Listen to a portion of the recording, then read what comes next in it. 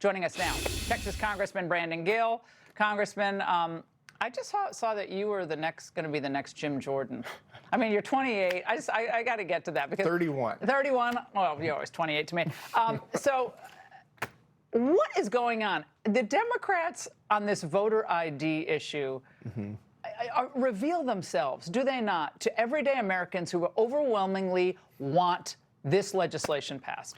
It really does. And remember, this is coming from the same Democrat Party that ran an entire election trying to convince the American people that men can get pregnant and that defunding the police makes us safer. And now they're on to the next absurd idea. It's a party that is completely rudderless. They have no message. They have no leadership. And now they're trying to convince the American people that it's good for them to flood their communities with illegal alien terrorists who are now on their way to voting. That's their message. Now, I was disturbed by something that happened today in the House. Now, you're a first-term congressman, so this was a lot of fun for you, I'm sure.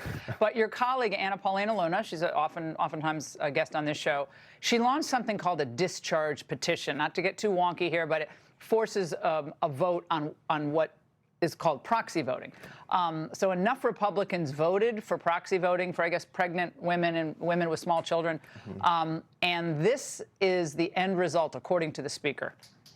That rule being brought down means that we can't have any further action on the floor this week. That means we will not be voting on the SAVE Act for election integrity. We will not be voting on the rogue judges who are attacking President Trump's agenda.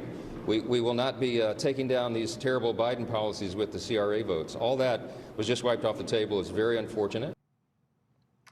Is that really the case, that nothing can be done after what happened today? Is that actually the case?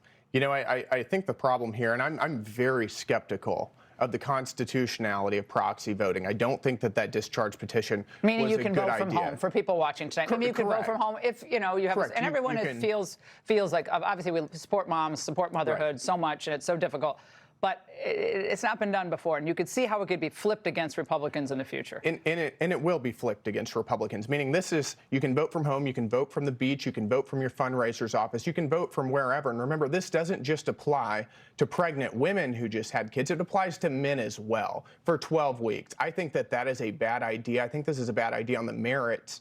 But I certainly don't agree with issuing a discharge petition right now whenever Republicans should be focused on codifying President Trump's executive orders into law, to backing up the president and doing all the things that we told the American people we were going to do. I don't think that most Americans want their Congress members voting from home. Our constituents have to show up to work, and we should too. Yeah, well, there are a lot of people online saying, look, a woman who just had twins, like, I'm back at work in 2 weeks because I have to work. Congressman, it appears that you have a big fan or ally in Elon Musk regarding these activist judges. Watch. They're trying to stop the will of the people through judicial trickery. There is a huge problem with activists that are actually politicians in judges' robes, and that needs to stop. It's undermining the integrity, the reality, and the perception of the integrity of the legal system of the United States. And these fake judges should be ashamed of themselves. They're just pretending to be judges, but they're making the law instead of implementing the law. Congressman, this has to be stopped by Congress. When is that going to happen? It does, and I've been on the forefront of saying that Congress needs to be reining in activist judges. I filed impeachment articles a couple weeks ago against liberal activist Judge Boasberg, who demanded that President Trump turn a plane full of Tren de Aragua terrorists around midair and deposit them back into the United States. That's an egregious usurpation of the president's plenary Article II authority under the Constitution to act as commander-in-chief. It's something that I'll continue pushing for, but we've got a variety of remedies that we're pursuing right now in the Judiciary Committee. Impeachment is interesting, but it's difficult. But what can be done is to limit the jurisdiction of the federal courts. There is no reason these courts should have the power to do what they're doing on everything from Tren de Aragua, birthright citizenship. That's going to be a little more dicey at the court, but there are a whole host of issues, transgender inmates. I mean, the administration is losing a lot of these cases, and that's the president's agenda.